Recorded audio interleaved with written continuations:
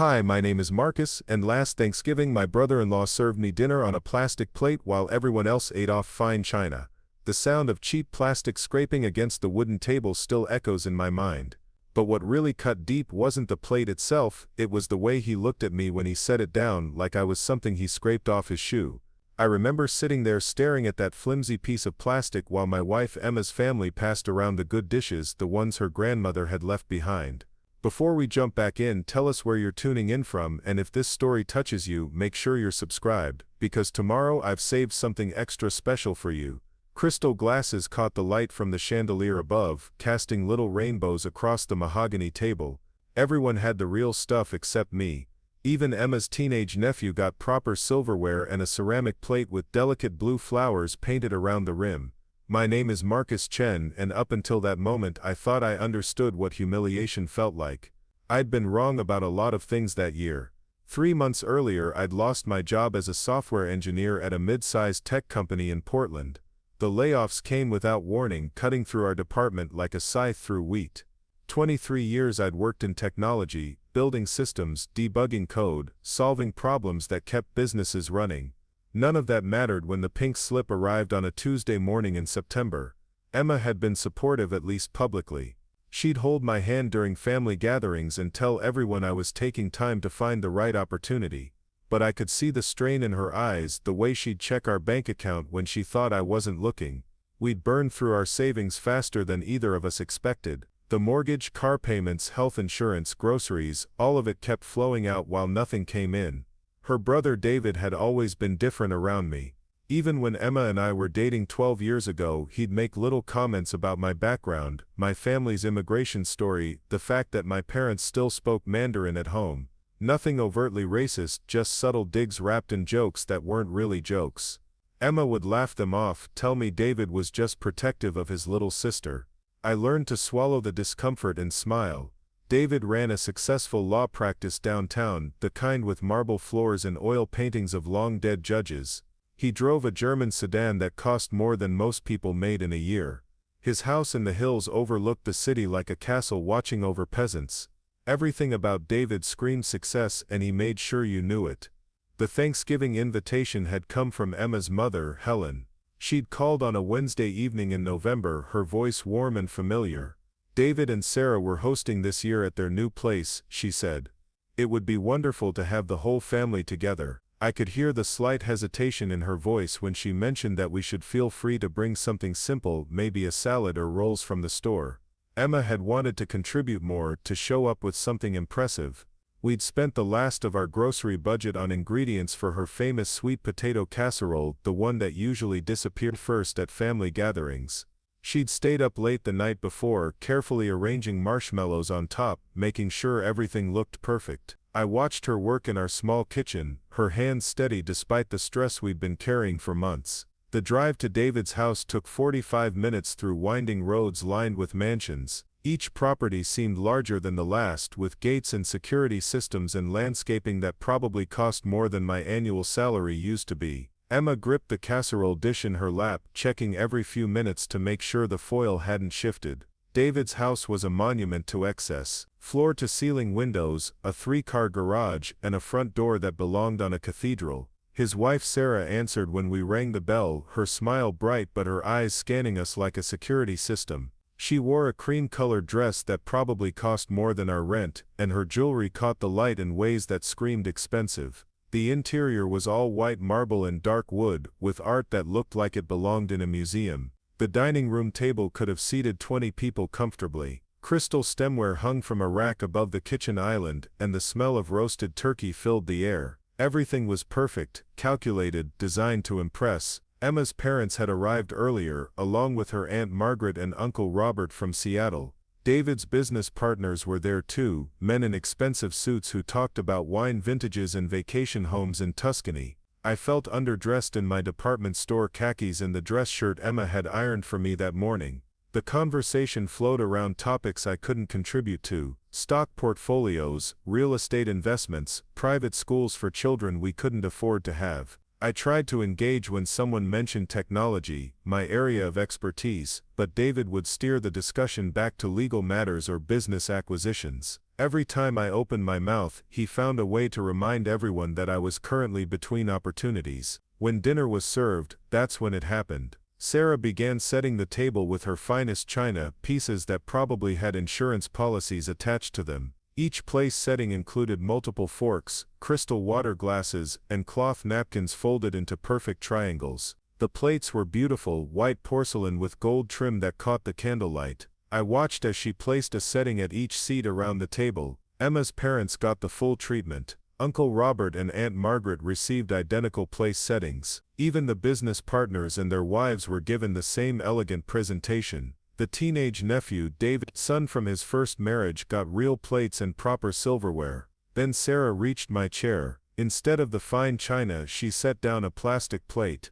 Not even a nice plastic plate, but the kind you'd use for a backyard barbecue or a children's birthday party. It was translucent white with slightly raised edges, the kind that would bend if you cut too aggressively. Next to it, she placed a plastic cup and plastic silverware, the kind that comes in packages at grocery stores. The silence that followed felt like a physical weight. Every conversation at the table stopped. Emma's face went pale, her mouth opening slightly in shock. Her mother looked confused, glancing between Sarah and me like she'd missed something important. The business partners seemed uncomfortable, suddenly very interested in their wine glasses. David appeared at Sarah's shoulder, his hand resting possessively on her back. His eyes met mine across the table, and I saw something cold there, something that had been hiding behind years of polite family interactions. This wasn't an accident or an oversight. This was deliberate. "Sorry about that," David said, his voice carrying just enough volume for everyone to hear. "We're a little short on the good stuff tonight. Hope you don't mind making do with what we have." The word available hung in the air like smoke. Everyone understood what he really meant. Available for someone in my current situation. Available for someone who couldn't afford better. Available for the family member who'd lost his job and wasn't contributing to society the way successful people did. I looked at Emma, hoping she'd say something, anything. Her cheeks were flushed red, and I could see tears forming at the corners of her eyes. But she didn't speak. She just stared at her own beautiful place setting like it had personally betrayed her. "It's fine," I heard myself say, my voice sounding strange and distant. Really, it's no problem at all, but it wasn't fine. As the meal progressed, every bite reminded me of my place in their hierarchy. The plastic fork bent slightly when I tried to cut the turkey. The plate moved around the table when I applied any pressure, making tiny scraping sounds against the wood. Every sip from the plastic cup felt like swallowing humiliation. The conversation resumed around me, but I was no longer part of it. I was the cautionary tale, the example of what happened when you failed to maintain your status in their world. David made sure to mention his latest legal victory, a case that had netted his firm a 7-figure settlement. Sarah talked about their upcoming vacation to the French Riviera, a trip that cost more than most people's annual salaries. Emma's sweet potato casserole sat mostly untouched. People complimented it politely but seemed more interested in Sarah's expensive side dishes, things prepared by a catering service that probably charged per guest. I watched Emma's face fall as she realized her contribution was being overlooked, just like everything else about our current situation. When someone asked about my job search, David was quick to offer his perspective. "The market's tough right now," he said, cutting into his turkey with a silver knife that probably cost more than my monthly grocery budget, especially for people in certain industries. Technology moves so fast these days, it's hard for older workers to keep up with all the changes. Older workers, I was 42 years old, hardly ancient by any reasonable standard. But in David's world, I was already obsolete, a relic from a previous generation who couldn't adapt to modern demands. The message was clear: my unemployment wasn't just bad luck or economic circumstances. It was a personal failing, evidence of my inability to evolve with the times. The worst part wasn't David's condescension or Sarah's calculated cruelty. It was the way everyone else at the table accepted it. Emma's parents, who'd always been kind to me, suddenly found their plates very interesting. Uncle Robert, who'd shared war stories with me at previous gatherings, seemed to have forgotten I existed. Even the teenage nephew who usually asked me questions about video games and computers, kept his eyes down and his mouth shut. I realized I'd become invisible in their world. Not worthy of real dishes, not important enough to defend, not successful enough to deserve basic human dignity. The plastic plate wasn't just about economics or status symbols. It was about proving that I didn't belong in their circle anymore, that my temporary setback had revealed my true worth in their social hierarchy. After dinner, the men retreated to David's study for cigars and brandy. I wasn't invited, of course. The successful people gathered in the wood-paneled room with its leather furniture and expensive whiskey, while I helped clear the table with the women. Even that felt wrong, like I was being relegated to traditional gender roles because I'd failed to maintain my position in the masculine world of careers and achievement. Emma and I drove home in silence. The empty casserole dish sat between us like evidence of our diminished status. I could feel her shame radiating through the car, mixing with my own humiliation to create something toxic and heavy. When we finally spoke, it was about practical things. Whether we had enough gas to get home, what time we needed to be up for church the next morning, anything except what had really happened at that dinner table. That night, lying in our bed with Emma sleeping beside me, I stared at the ceiling and made a decision. I couldn't change what had happened, couldn't take back the humiliation or erase the memory of that plastic plate, but I could make sure it never happened again. I could ensure that the next time David looked at me across a dinner table, he'd see something very different from the broken man he'd tried to diminish. I'd spent 3 months applying for jobs in my field, sending out resumes, and sitting through interviews with companies that ultimately chose younger candidates or people willing to work for less money. The rejection letters all said the same thing: we've decided to move forward with other candidates who better fit our current needs. It was corporate speak for "you're not what we're looking for anymore." But that night, something shifted in my perspective. Instead of continuing to chase positions where I'd be just another employee subject to layoffs and corporate restructuring, I started thinking about alternatives. I'd spent over 2 decades building systems and solving problems for other people's companies. What if I used those skills to build something for myself? The idea wasn't completely new. I'd always had side projects, little applications and websites I'd developed in my spare time. Nothing serious, just ways to stay current with new technologies and explore creative solutions to interesting problems. But lying there in the dark, I began to see those projects differently. Not as hobbies or learning exercises, but as potential foundations for something bigger. One project in particular had been gaining traction without much effort on my part. A simple inventory management system I'd built for small restaurants and retail shops. Nothing fancy, just a clean interface that helped business owners track their stock, manage suppliers, and generate basic reports. I'd originally created it for a friend who owned a coffee shop, but word had spread through the local business community. Several other shop owners had asked if they could use it too. I'd been giving it away for free, partly because I didn't think of it as a real business, and partly because I was too busy with my day job to properly commercialize it. But now, with time on my hands, and a burning need to prove myself, that little application started looking like something else entirely. A foundation, a beginning, a way back to relevance and respect. The next morning, I started making phone calls, not to potential employers, but to the small business owners who'd been using my inventory system. I wanted to understand their needs better, to learn what features they wished existed, what problems they still struggled with. The conversations were eye-opening. These weren't technology companies with million-dollar budgets and teams of developers. These were ordinary people trying to run pizza shops and clothing stores and auto repair businesses. They needed simple, affordable solutions that actually worked. Emma found me in our home office that afternoon, surrounded by notebooks filled with ideas and sketches. Preparing and narrating this story took us a lot of time, so if you are enjoying it, subscribe to our channel, it means a lot to us. Now back to the story. She looked concerned, probably wondering if her husband was having some kind of breakdown. Successful people didn't sit on the floor drawing diagrams with colored pens. They wore suits and sat in boardrooms and made important phone calls about merger agreements. "What's all this?" she asked, settling down beside me on the carpet. I showed her my notes, explained the conversations I'd been having with local business owners. The problems they faced were real and immediate.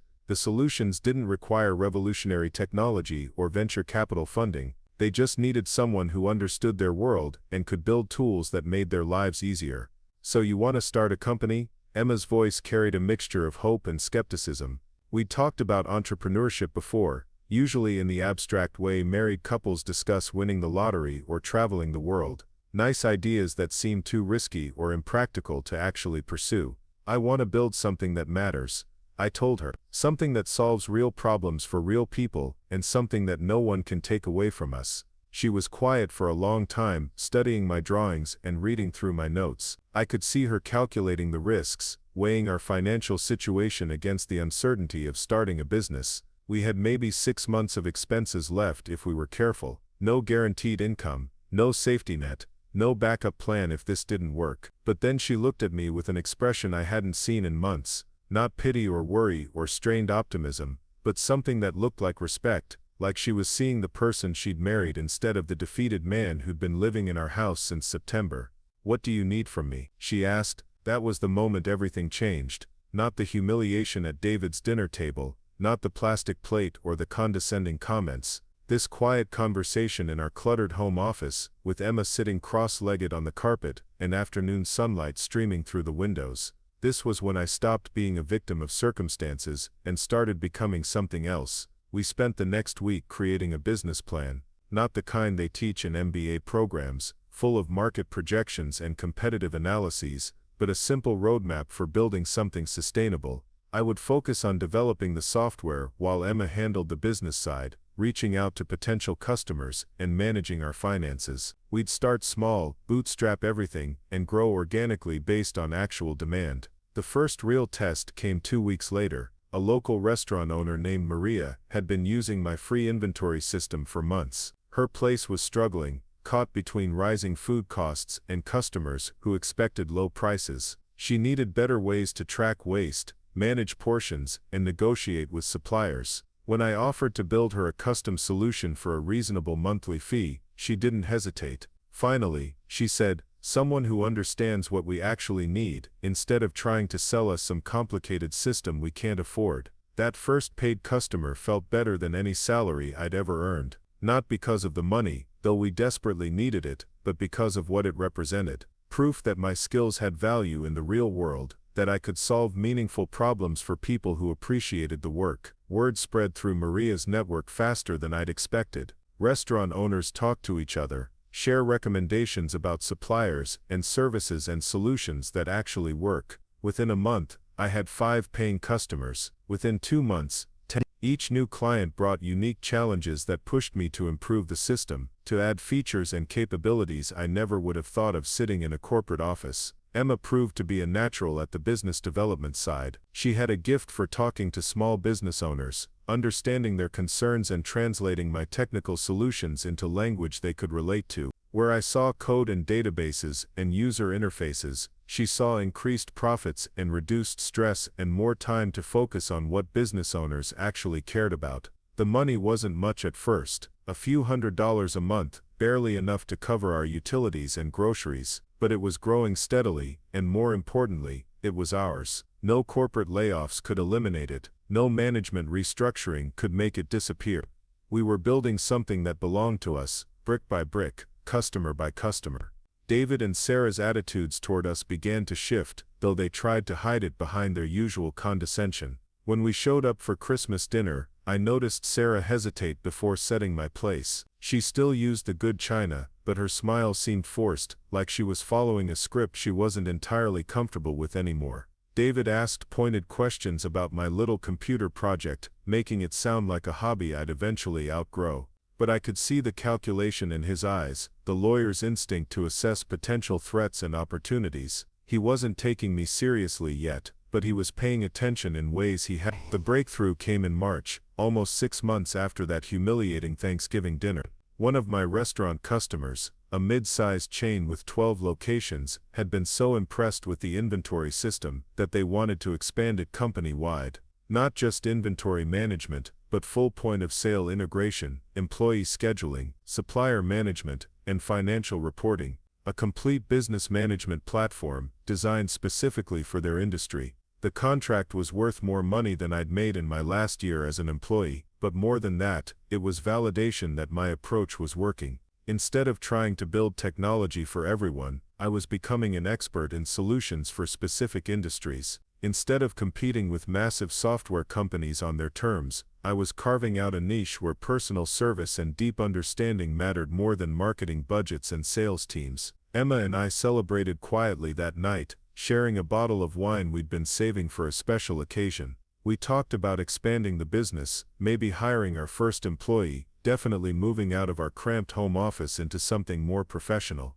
But mostly we just sat together on our couch, feeling proud of what we'd built together. The invitation to David's Easter dinner arrived a week later. Another family gathering, another opportunity for him to demonstrate his superiority and remind everyone of their place in his social hierarchy. But this time felt different. This time I wasn't the unemployed relative who needed charity and patience. I was a business owner with paying customers and growing revenue and a future that belonged to me. Emma asked if I wanted to skip it, to make excuses and avoid another potentially humiliating encounter. But I found myself looking forward to it in ways that surprised me. Not for revenge or to prove anything dramatic, but simply to be present as the person I was becoming instead of the person I'd been. When David last saw me, I spent extra time getting ready that morning, choosing clothes that reflected my new confidence without being flashy or obviously expensive.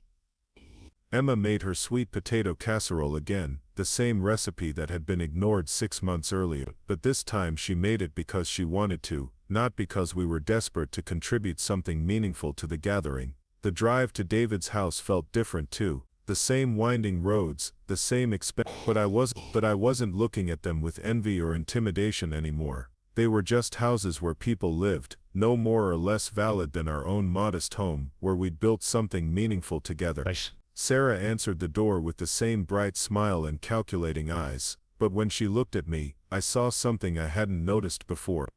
Uncertainty, like she wasn't quite sure how to categorize me anymore, whether I still belonged in the box where she'd placed me last time. The dinner conversation followed familiar patterns at first. David held court with stories about his latest legal victories. Sarah discussed their recent vacation to Europe. Emma's parents asked polite questions about everyone's health and happiness. But when the subject turned to business and careers, something had shifted. Instead of avoiding the topic or making excuses, I found myself describing my work with genuine enthusiasm. The restaurants and retail shops I was helping, the problems we were solving together, the satisfaction of building something from scratch that actually mattered to real people. I wasn't bragging or trying to impress anyone. I was simply sharing what I did for work, the same way everyone else at the table shared their professional lives. David listened with the focused attention he usually reserved for opposing counsel in depositions. He asked technical questions about the software, business questions about scalability and market opportunity, even legal questions about intellectual property protection. These weren't the dismissive inquiries he'd made at Christmas. These were the questions successful people asked when they recognized something worth understanding. When dinner was served, Sarah placed real china at every setting around the table, including mine. Crystal glasses, silverware, cloth napkins folded into perfect triangles, not because I'd demanded respect or proven myself worthy, but because the dynamic had shifted in subtle ways that made the plastic plate treatment feel inappropriate somehow. The meal proceeded smoothly, with Emma's casserole disappearing faster than any other dish on the table. People complimented her cooking with genuine enthusiasm, asking for the recipe and promising to try making it themselves. It was the same casserole she'd brought to Thanksgiving, but now it was being received by people who saw us differently. After dinner, when the men gathered in David's study for cigars and brandy, I was included without question. The conversation turned to business ventures and investment opportunities, topics I could now contribute to from personal experience rather than theoretical knowledge. When one of David's partners mentioned struggling with technology solutions for his own company, David actually suggested he talk to me about potential solutions. The evening ended with handshakes and genuine warmth, invitations to future gatherings that felt sincere rather than obligatory. Emma and I drove home with empty casserole dishes and full hearts, talking excitedly about the evening and what it represented for our family relationships. But as satisfying as the evening had been, I realized the real victory wasn't David's newfound respect or Sarah's proper place settings. It was the confidence I felt in my own skin, the knowledge that I'd built something meaningful with my own hands and mind. The plastic plate had been a symptom of their perception of my worth, but my actual worth had never been determined by their judgment. That night, checking email before bed, I found 3 new inquiries from potential customers. Word of mouth was spreading beyond restaurants into other industries. Retail shops, service businesses, small manufacturers, all struggling with similar problems and looking for affordable, practical solutions. Each email represented another opportunity to solve real problems for real people, to build something larger and more sustainable than what we'd already created. Emma fell asleep quickly, exhausted from the emotional intensity of the evening and the satisfaction of being treated with dignity and respect. But I stayed awake longer, thinking about the journey from that humiliating Thanksgiving dinner to this successful Easter gathering. 6 months that had changed everything about how I saw myself and my place in the world. The plastic plate had been meant to diminish me, to put me in my place and remind me of my failures. Instead, it had become the catalyst for discovering my real strength and potential. Sometimes the worst moments in our lives serve as launching pads for the best things that follow. Sometimes being pushed down creates the energy necessary to bounce back higher than we ever thought possible. I thought about David and his expensive house, his successful law practice, his obvious wealth and status, all of it built on traditional foundations that could be shaken by economic downturns or industry changes or simple bad luck. He'd never had to prove himself the way I had over the past 6 months. He'd never had to build something from nothing, to find strength in vulnerability, to discover what he was really capable of when everything familiar was stripped away. My phone buzzed with another email inquiry, this one from a small manufacturing company, looking for inventory and production management solutions. Another opportunity to grow, to learn, to build something meaningful. I marked it for follow-up tomorrow and finally turned off the light. Emma stirred slightly as I settled into bed beside her. "Good night," she whispered sleepily. "Good night," I whispered back, meaning it in ways that went far beyond the end. Good night, to the person I used to be, the employee who depended on others for validation and security. Good night, to the shame and humiliation that had nearly broken me. Good night, to the fear that I wasn't capable of building something worthwhile on my own terms. Tomorrow would bring new challenges, new customers, new opportunities to prove that respect isn't something other people give you. It's something you build for yourself, one honest day's work at a time. The call came on a Wednesday morning in late September, exactly 1 year after I'd lost my job at the tech company. I was reviewing code for a new client when my phone buzzed with an unknown number. Usually I'd let it go to voicemail, but something made me pick up. Marcus Chen. The voice was professional, crisp. "This is Jennifer Walsh from Meridian Capital. I represent a consortium of investors interested in your business platform. Would you have time to discuss a potential acquisition?" I nearly dropped the phone. Acquisition talks were something that happened to other people, successful entrepreneurs who'd built companies worth millions, not unemployed software engineers working out of spare bedrooms. Yet here was someone from a major investment firm, asking to buy what Emma and I had created together. "I think you might have the wrong person," I said, genuinely confused. "We're just a small operation serving local restaurants." Jennifer laughed, not mockingly, but with genuine warmth. "Mr. Chen, your small operation is processing transactions for over 300 businesses across 6 states. Your customer retention rate is 94%, and your month-over-month growth has been consistent for 8 straight quarters. That's not small by any reasonable measure, 300 businesses. I knew we'd been growing, but I hadn't stepped back to look at the big picture in months. Each new client felt like an individual victory, not part of some larger success story. When you're focused on solving daily problems and improving features, it's easy to lose sight of the forest for the trees. Emma appeared in the doorway of our home office, eyebrows raised in question. She could hear my side of the conversation and knew something significant was happening. I gestured for her to sit down, switching the call to speaker so she could listen. "We'd like to meet in person," Jennifer continued, "perhaps next week in Seattle. My partners would love to hear your vision for scaling the platform nationally." After we hung up, Emma and I sat in stunned silence. Scale nationally, acquisition, Investment consortium. These weren't terms we'd expected to hear about our modest business management software. We'd been so focused on serving our existing customers well, that we hadn't considered what success might look like from the outside. The next few days were a whirlwind of research and preparation. We discovered that Meridian Capital specialized in acquiring technology companies with strong fundamentals but untapped potential. They'd built their reputation by identifying overlooked businesses and providing the resources needed to reach larger markets. Emma spent hours crafting a presentation that told our story honestly while highlighting our achievements and growth trajectory. I worked on technical documentation, trying to explain our platform's capabilities and roadmap in language that non-technical investors could understand. Neither of us had experience with this kind of meeting, but we approached it the same way we'd approached everything else, with careful preparation and realistic expectations. The flight to Seattle felt surreal. A year earlier, we'd been counting pennies and wondering how we'd pay our mortgage. Now we were traveling to discuss selling our company to people who saw value we hadn't fully recognized ourselves. Emma gripped my hand during takeoff, both of us nervous and excited about what lay ahead.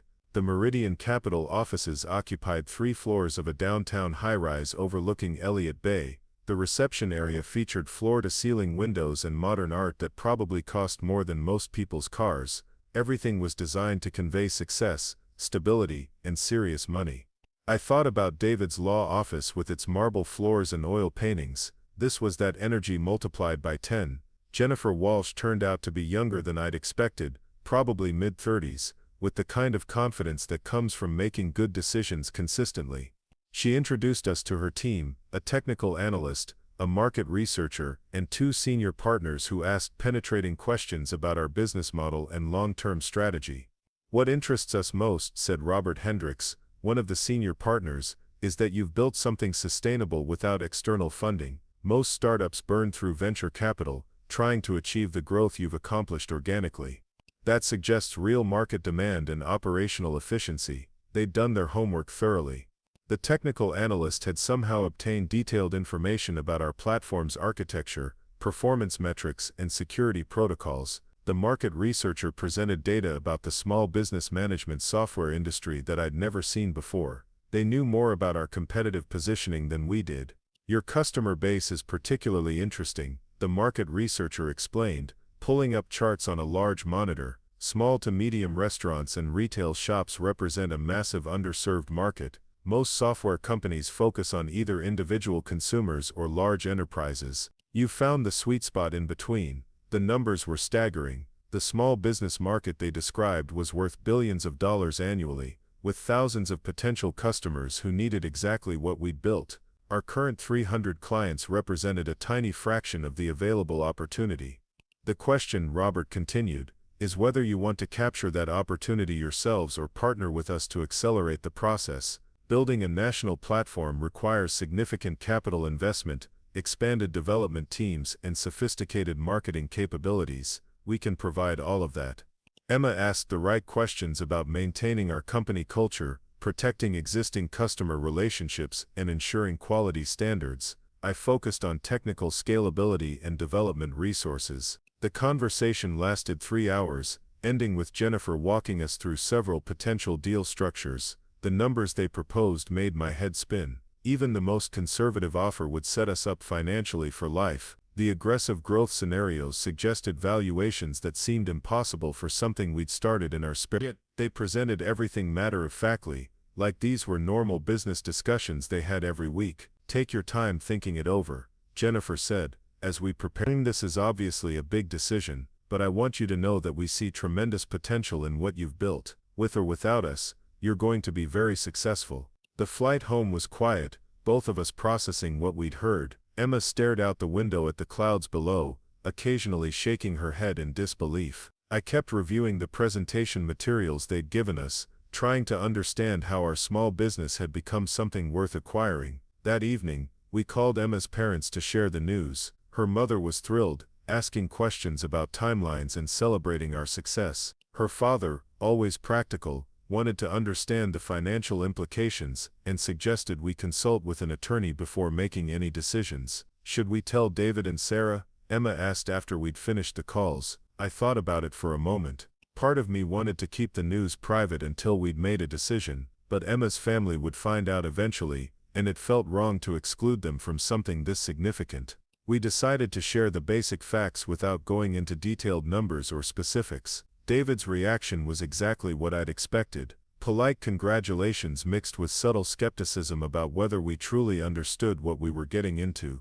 He offered to review any contracts we might sign, positioning himself as the experienced professional who could protect us from making naive mistakes. These investment firms are sophisticated, he warned. They wouldn't be interested unless they saw ways to extract significantly more value than they're offering to pay. You want to make sure you're not leaving money on the table. His tone carried the same condescension I'd grown accustomed to over the years. Even when acknowledging our success, he found ways to suggest we were out of our depth and needed his guidance to avoid being taken advantage of. Some things never changed. Sarah's response was more interesting. She seemed genuinely surprised by the news, like she was recalibrating her assessment of our situation. Her questions were more personal than business-focused, asking how we felt about potentially selling something we'd built ourselves. It must be hard to imagine giving up control, she said. You've put so much of yourselves into building this. That comment stuck with me because it touched on something we'd been wrestling with internally. The money was attractive, obviously. Financial security would eliminate stress and open up possibilities we'd never considered. But the business had become more than just income for us. It was proof that we could create something valuable, that we could solve real problems for real people. Over the next week we consulted with attorneys, accountants and business advisors who helped us understand the implications of each potential deal structure. The unanimous advice was that Meridian's offers were fair and represented genuine opportunities for growth. Our business was valuable enough to attract serious buyers, which meant we had real choices to make. Emma and I spent long evenings discussing our priorities and goals. Did we want to remain involved in day-to-day operations, or were we ready to step back and let others handle expansion? Did we care more about maximizing financial returns or maintaining control over our company's direction?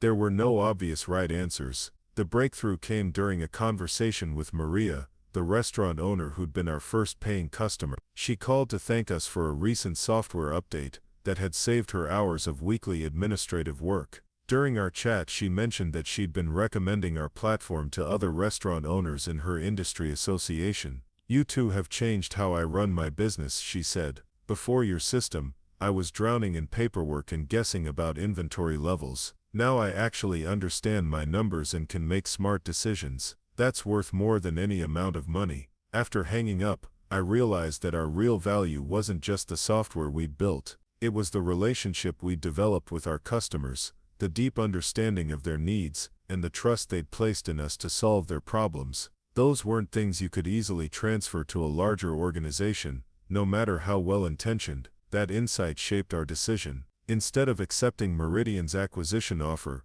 we proposed a different arrangement. They would provide growth capital and operational support while we retained majority ownership and control over product development. It was a partnership rather than a sale, designed to accelerate our expansion without compromising our core values. Jennifer was intrigued by our counter-proposal. Her team had worked with similar structures before, though usually with larger companies that had more negotiating leverage. After several rounds of discussions, we reached an agreement that satisfied everyone's objectives. Meridian would invest $5 million in exchange for a 30% equity stake and seats on our board of directors. They'd provide access to their sales and marketing resources, help us recruit additional developers, and share their expertise in scaling technology companies. We'd remain in charge of product strategy and customer relationships. The legal process took 2 months to complete, involving more paperwork than I'd seen in my entire previous career. Emma and I signed documents that transformed our bedroom business into a legitimate corporation with professional investors and formal governance structures. It felt like we were crossing a threshold into a different category of entrepreneur. The announcement of our partnership made waves in the local business community. The Portland Business Journal ran a feature story about our company's growth and Meridian's investment. Several other publications picked up the story, describing us as an example of bootstrap success in an industry dominated by venture-funded startups. David called the day the article appeared, his tone notably different from our previous conversations. He congratulated us warmly, and asked detailed questions about our expansion plans. For the first time in our relationship, he seemed genuinely interested in understanding what we'd accomplished rather than finding ways to diminish it. "I have to admit," he said, "I didn't see this coming when you started working on restaurant software. You've built something really impressive." Coming from David, that acknowledgement meant more than I'd expected. Not because I needed his approval, but because it represented a shift in how he saw me. No longer the unemployed relative who'd lost his way, but a successful entrepreneur who'd created something valuable enough to attract serious investment. The influx of capital and resources accelerated our growth dramatically. Meridian's marketing team helped us reach business owners in markets we'd never considered. Their sales specialists taught us how to present our platform to larger clients with more complex needs. Their technical recruiter helped us build a development team capable of handling our expanding roadmap. Within 6 months of closing the investment deal, we doubled our customer base and tripled our monthly revenue. We moved out of our home office into a real workspace downtown, hired our first employees, and began developing specialized versions of our platform for different industries. The success brought unexpected challenges. Managing a growing team required skills Emma and I had never developed. Coordinating multiple product development streams was more complex than building features one at a time. Maintaining our company culture while scaling rapidly proved harder than we'd anticipated, but it also brought incredible satisfaction. Seeing our platform help hundreds of small businesses operate more efficiently validated every hour we'd spent building and refining the system. Reading testimonials from customers who'd increased their profits or reduced their stress because of our software reminded us why we'd started this journey. The personal transformation was equally dramatic. Emma discovered she had real talent for business development and strategic planning. Watching her negotiate partnership agreements and lead marketing initiatives revealed capabilities neither of us had known she possessed. The confident professional I saw in board meetings was the same person who'd supported me through unemployment, but now she had a platform to showcase her abilities. For my part, I learned that building software was only part of creating a successful technology company. Understanding market dynamics, managing investor relationships, and recruiting talented people required different skills than writing code or designing user interfaces. I found myself growing into a role I'd never imagined for myself. The financial security was transformative too, not just because we could afford things we'd previously worried about, but because it freed us to focus on work that mattered rather than simply paying bills. We could take calculated risks, invest in long-term improvements, and make decisions based on what was best for our customers rather than what was necessary for survival. By the time Thanksgiving rolled around again, exactly 2 years after the plastic plate incident, our situation had changed completely. Emma and I were running a successful technology company with over 40 employees and nearly 1,000 customers across 12 states. We'd been featured in national business publications and invited to speak at industry conferences. The invitation to David and Sarah's dinner came with a different tone this year. Instead of the standard family obligation, it felt like a genuine celebration of our shared success. David mentioned in his call that he'd been telling his business partners about our company's growth, and several had expressed interest in learning more about our platform. Emma made her sweet potato casserole again, but this time we also brought a bottle of wine that cost more than our monthly grocery budget used to be. Not to show off, but because we could afford to contribute something special and wanted to share our good fortune with family. The drive to David's house felt completely different this time. The same winding roads through expensive neighborhoods, but now I wasn't looking at them with intimidation or envy. They were just nice houses where successful people lived, no more or less impressive than the life Emma and I had built for ourselves. Sarah greeted us at the door with genuine warmth, complimenting Emma's dress and asking about our recent trip to a technology conference in San Francisco. The conversation felt natural rather than forced, like she was actually interested in our answers rather than simply being polite. The dining room was set with the same fine china and crystal stemware as always, but now I noticed different details. The flowers were beautiful but not particularly expensive. The wine was good but not exceptional. The overall presentation was elegant without being ostentatious. David and Sarah had always had nice things, but they weren't as far above us as I'd once imagined. More importantly, I realized I'd been measuring success by the wrong standards. David's expensive house and luxury cars represented one definition of achievement, but they weren't the only valid markers of accomplishment. Building something from nothing, solving real problems for real people, creating jobs and opportunities for others, these were different but equally meaningful measures of success. The dinner conversation included everyone equally this time. When David's business partners asked about the restaurant industry, I could share insights based on hundreds of customer interactions and real market data. When they discussed technology trends, Emma contributed observations about small business adoption patterns that surprised and impressed them. One of the partners, a real estate developer, mentioned struggling with property management software that was too complex and expensive for his mid-sized portfolio. Almost without thinking, I found myself describing how we might adapt our platform to address his specific needs. The conversation that followed was purely professional, one business owner consulting with another about potential solutions.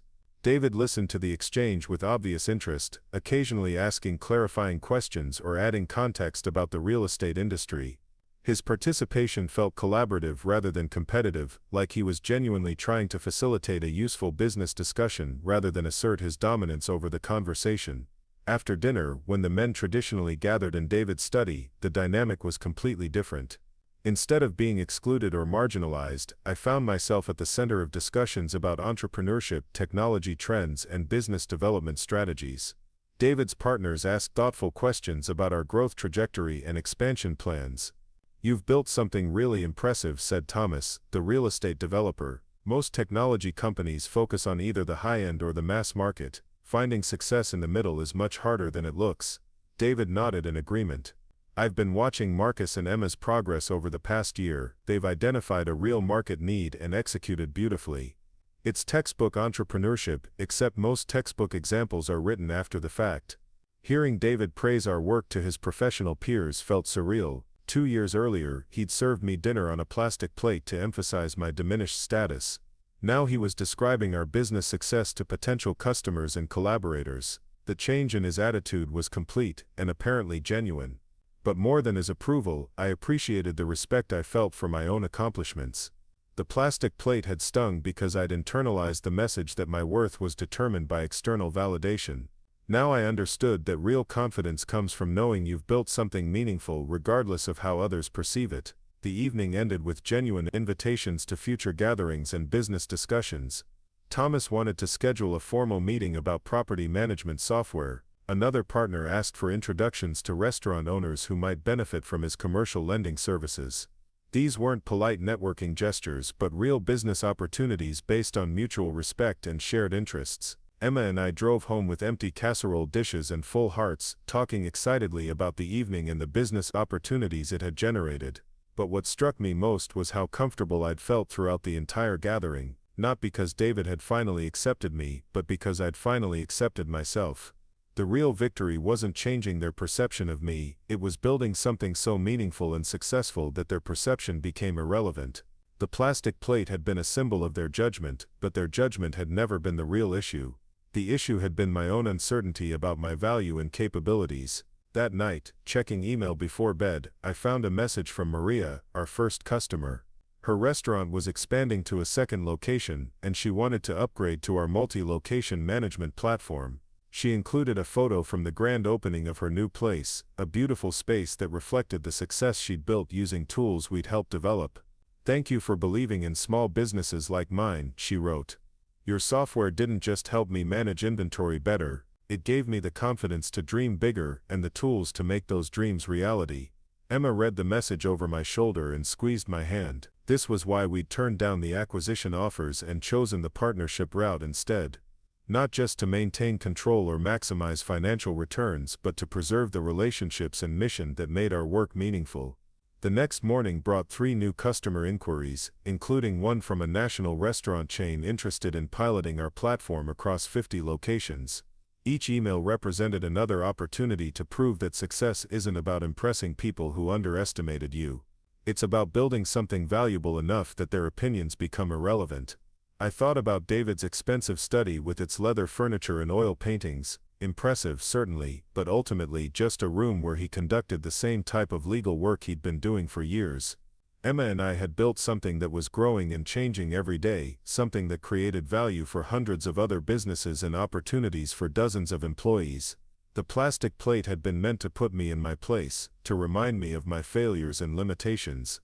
Instead, it had become the catalyst for discovering capabilities I'd never known I possessed. Sometimes the worst moments in our lives serve as foundation stones for the best things that follow. My phone buzzed with a text message from Jennifer at Meridian Capital. The quarterly board meeting was scheduled for next week, and she wanted to review our latest growth metrics before presenting to her partners. Another reminder of how far we'd traveled from that humiliating Thanksgiving dinner to legitimate business success. But the real measure of progress wasn't board meetings or investment deals or even David's newfound respect. It was the quiet satisfaction of knowing we'd built something meaningful with our own hands and minds. Something that solved real problems for real people. Something that no one could take away from us, no matter what challenges lay ahead. Emma stirred in bed beside me, mumbling something about tomorrow's customer calls in her sleep. Even unconscious, she was thinking about our business and the people we served. That dedication, that genuine care for our customers' success was the real foundation of everything we'd accomplished. I closed my laptop and turned off the light, thinking about the journey that had brought us to this point. From unemployment and humiliation to business success and financial security, from plastic plates to partnership agreements, from dependence on others' approval to confidence in our own capabilities. Tomorrow would bring new challenges and opportunities, customer issues to resolve, features to develop, employees to support, investors to update. But tonight, lying in our bed in the house we'd saved from foreclosure, I felt the deep satisfaction that comes from building something worthwhile from nothing but determination and hard work. The plastic plate had been a symbol of their judgment about my worth, but worth isn't something other people assign to you. It's something you create for yourself, one honest day's work at a time, and by that measure, Emma and I had become wealthier than we'd ever imagined possible. The phone call that changed everything came on a Tuesday morning in March, 3 years after that first humiliating Thanksgiving.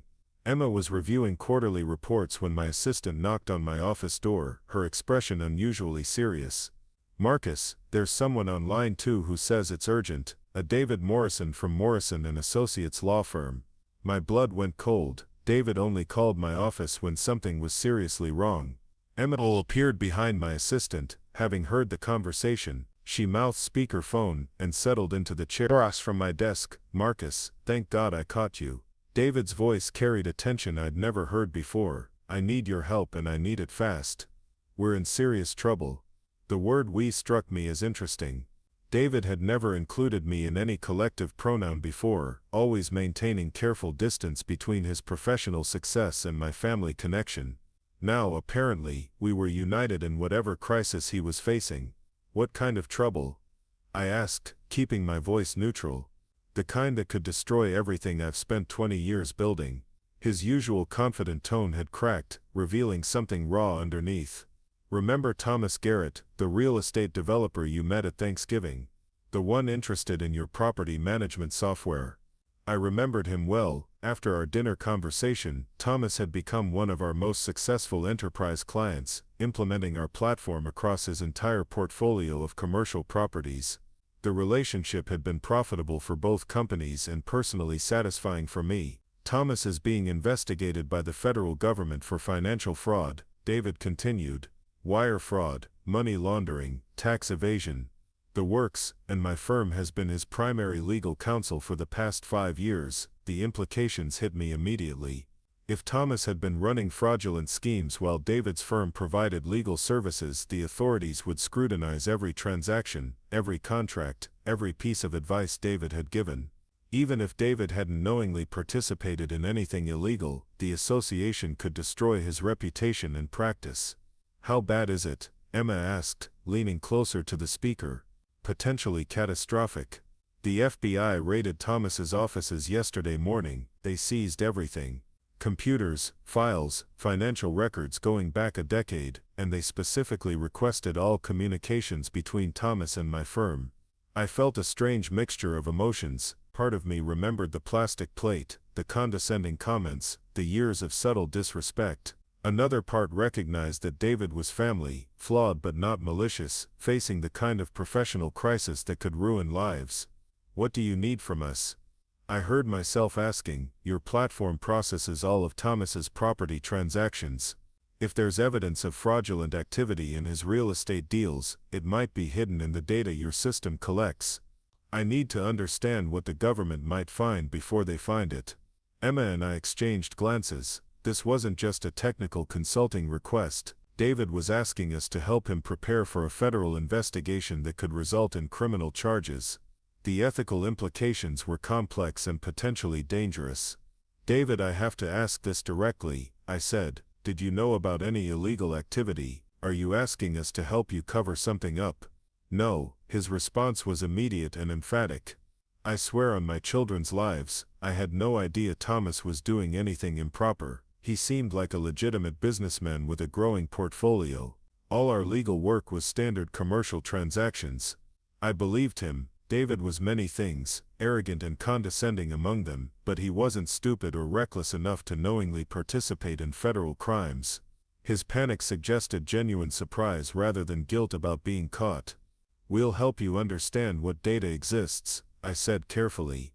But everything has to be completely legal and transparent. If we find evidence of criminal activity, we can't help you hide it. I understand, I just need to know what I'm facing so I can prepare an appropriate defense. After hanging up, Emma and I spent an hour discussing the situation. Our relationship with David had improved significantly, but this request pushed us into unfamiliar territory. We'd built our business on ethical foundations and couldn't compromise those principles, even for family. We decided to conduct a thorough audit of Thomas's account, documenting everything we found without making judgments about legality. If criminal activity existed in the data, we'd cooperate fully with law enforcement. If the transactions appeared legitimate, we'd provide David with the analysis he needed to defend himself. The audit took 3 days and revealed a pattern that made my stomach sink. Thomas's property transactions followed a suspicious cycle: purchase buildings at below market prices, make minimal improvements, then sell them at inflated values to companies that existed only on paper. The shell companies would then default on their loans, leaving the banks holding worthless properties while Thomas walked away with millions in profit. Even worse, many of these transactions had been structured to avoid tax obligations and federal reporting requirements. The timing and amount suggested deliberate manipulation rather than legitimate business activities. Thomas hadn't just been running a real estate business, he'd been operating a sophisticated fraud scheme. Emma found the most damaging evidence. Thomas had used our platform's communication features to coordinate with partners, leaving a digital trail of messages that clearly demonstrated intent to defraud.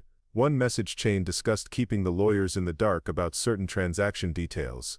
David's telling the truth, Emma said, reading through the messages. Thomas deliberately hid the illegal aspects from his legal team, but that might not matter if the government thinks David should have known. I called David that evening to arrange a meeting. We needed to discuss our findings in person, and he needed to understand the seriousness of what we'd discovered.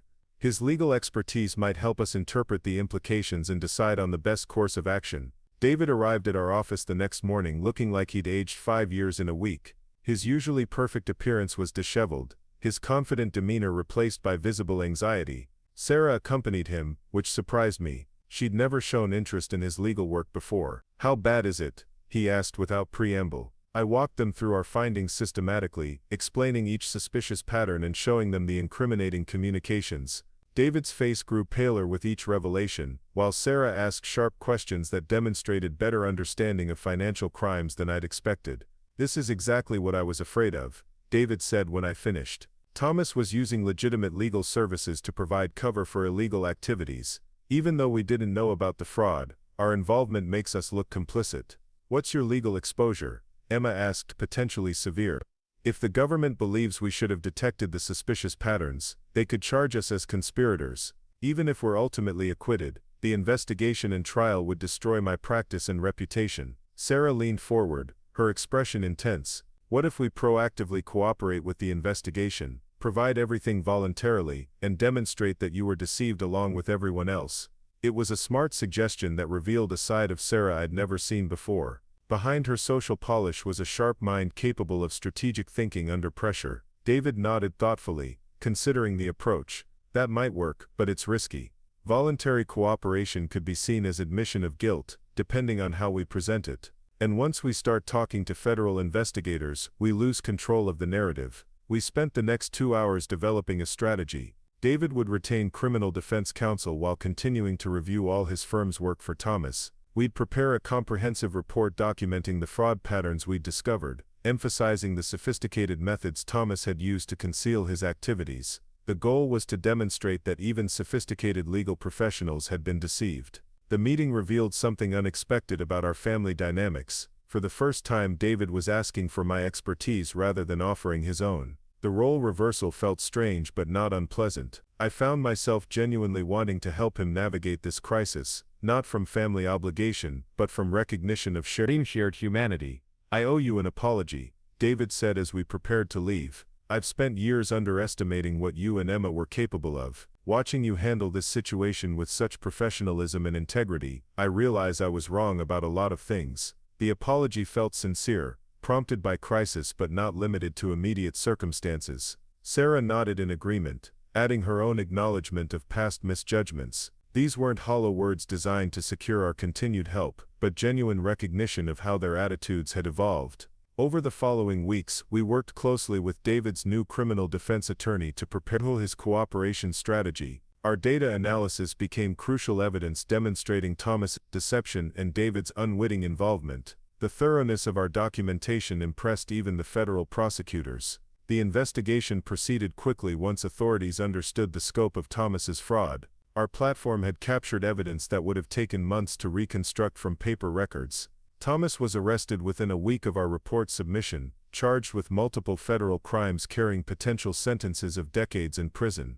David's cooperation proved decisive. Instead of being charged as a conspirator, he was classified as a victim who'd been manipulated by Thomas's sophisticated schemes. The FBI actually commended his firm for the thoroughness of their cooperation and the quality of evidence they'd provided. The experience changed our relationship fundamentally, not just because we'd helped David avoid criminal prosecution, but because we'd seen each other clearly for the first time. He'd witnessed our professional capabilities and ethical standards under extreme pressure. We'd seen his vulnerability and recognized his basic decency beneath the. When the crisis ended, David insisted on paying our consulting fees despite our family relationship. The amount was substantial, reflecting both the value of our work and his genuine gratitude. More importantly, he referred several legitimate clients to our business, helping us expand into new markets. The federal investigation had an unexpected benefit for our company. News coverage of Thomas's fraud and our role in exposing it brought attention to our platform's forensic capabilities. Several law enforcement agencies contacted us about using our software to detect financial crimes in real estate transactions. We developed a specialized compliance module that helped legitimate businesses identify suspicious patterns before they became legal problems. The new product line grew rapidly as companies sought tools to protect themselves from the kind of fraud that had destroyed Thomas's empire and nearly ruined David's career. Emma proved instrumental in developing this new business area. Her ability to translate complex technical concepts into practical compliance strategies impressed attorneys and regulatory officials. She became a sought-after speaker at legal conferences, sharing insights about technology's role in preventing financial crimes. The success brought recognition that surpassed anything we'd achieved in our original market. Legal industry publications featured articles about our compliance tools. Government agencies invited us to participate in task forces developing new fraud detection standards. We'd evolved from a small business software company into a respected authority on financial crime prevention. More personally, the crisis had demonstrated something important about character and relationships. When David faced his worst professional nightmare, he'd turned to us for help. When we discovered evidence that could have destroyed him, we'd chosen transparency or self-interest. Trust had been built through shared adversity in ways that normal family interactions couldn't achieve. The transformation became clear at our fourth Thanksgiving dinner together. Instead of the tense family obligation it had once been, the gathering felt like a celebration among friends who genuinely enjoyed each other's company. David and Sarah asked thoughtful questions about our business and shared updates about their own lives without hidden agendas or subtle competitions. The table was set with the same fine china as always, but I barely noticed the place settings. They'd become irrelevant markers of status that no longer mattered to any of us. What mattered was the quality of conversation, the genuine interest we showed in each other's successes and challenges, the sense of mutual respect that had replaced previous dynamics. During dinner, David raised his glass for a toast. To family, he said, and to discovering that the people we think we know best can still surprise us in the most wonderful ways. The sentiment was echoed around the table, but it carried special meaning for Emma and me. We'd surprised ourselves as much as anyone else. The unemployed software engineer and his supportive wife had become successful entrepreneurs, respected experts, and valued family members. The journey had required courage and persistence than we'd known we possessed. After dinner, Sarah pulled Emma aside for a private conversation that lasted over an hour. I learned later that she'd apologized specifically for her treatment during the early days of our relationship, acknowledging that she'd been influenced by prejudices and assumptions that were both unfair and inaccurate. I was threatened by your success, Sarah admitted. David and I had always been the successful couple in the family. When you started building something significant, I felt like our position was being challenged. Instead of celebrating your achievements, I tried to diminish them. The honesty was painful but healing. Sarah's behavior hadn't been personal cruelty but insecurity about her own status and worth. Understanding her motivations didn't excuse past treatment, but it provided context that made forgiveness possible and relationship repair achievable. The evening ended with genuine embraces and invitations to future gatherings that felt sincere rather than obligatory. David asked if we'd be interested in joining their family's annual ski trip, something we'd never been invited to before. Sarah suggested a double date to try a new restaurant that had been getting excellent reviews. These weren't dramatic gestures of reconciliation but natural expressions of relationships that had evolved beyond previous limitations. We'd all grown enough to appreciate each other's qualities without feeling diminished by them. Competition had been replaced by collaboration, judgment by acceptance. Driving home that night, Emma and I reflected on the remarkable transformation that had occurred over 4 years. From plastic plates and condescending comments to genuine friendship and mutual respect. From unemployment and financial stress to business success and professional recognition. From family obligation to chosen family. Do you ever think about what would have happened if David hadn't served you on that plastic plate? Emma asked. It was an interesting question. The humiliation had been the catalyst for so many positive changes in our lives. Without that stark reminder of our diminished status, would we have found the motivation to build something significant? Would we have discovered capabilities we'd never known we possessed? I think we would have found our way eventually, I said, but maybe not as quickly or as determinedly. Sometimes we need external pressure to discover what we're really capable of. The plastic plate had been meant as an insult, a way to emphasize our reduced circumstances and reinforce social hierarchies. Instead, it had become the foundation for everything positive that followed. The humiliation had provided energy for transformation, the dismissal had motivated achievement, the exclusion had inspired us to build something worthy of inclusion. More importantly, the experience had taught us that worth isn't something other people assign but something we create through our choices. And David's respect was gratifying, but it wasn't the source of our value. Our value came from the problems we'd solved, the customers we'd served, the employees we'd supported, the integrity we'd maintained under pressure. The next morning brought news that felt like the final chapter in our transformation story. Thomas Garrett had pled guilty to all charges and agreed to cooperate with authorities investigating similar schemes. His cooperation would likely expose dozens of other fraudulent operators and help victims recover millions in stolen assets. Our platform had played a crucial role in unraveling the entire criminal network. The evidence we'd gathered from Thomas's account had provided the foundation for investigating his associates and identifying other victims. Several major financial institutions had implemented our compliance tools to prevent similar fraud in their own portfolios. The recognition was professionally satisfying, but the personal satisfaction was even greater. We'd built something that not only generated profit but actively made the world a better place. Our software helped legitimate businesses operate more efficiently while protecting them from criminal exploitation. We'd found a way to do well by doing good. Emma and I celebrated quietly that evening, sharing a bottle of wine on our apartment balcony and watching the city lights twinkle below. 5 years earlier, we'd been counting pennies and wondering how we'd pay our mortgage. Now we owned a successful company, employed dozens of people, and had earned respect in multiple industries. But the most meaningful change wasn't financial or professional, it was the confidence that came from knowing we could handle whatever challenges life presented.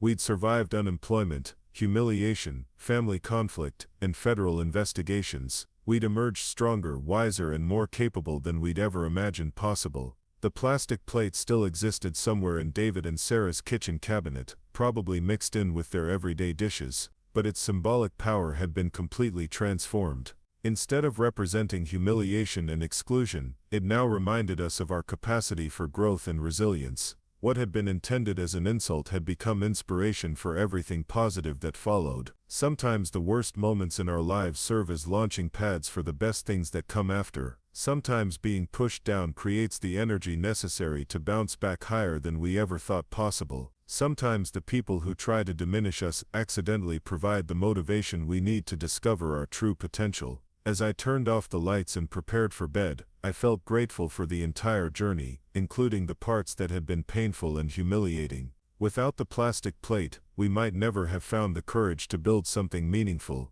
Without David's condescension, we might never have discovered our own capabilities. Without the crisis and conflict, we might never have developed the strength and resilience that now defined us. The phone buzzed with a late email from a potential customer, another small business owner looking for help managing their growing operation. Tomorrow would bring new challenges and opportunities to solve problems for people who needed our help. But tonight, lying in bed beside Emma in the home we'd saved and the life we'd built together, I felt the deep satisfaction that comes from knowing you've created something worthwhile from nothing but determination and hard work. Up next, you've got 2 more standout stories right on your screen. If this one hit the mark, you won't want to pass these up. Just click and check them out.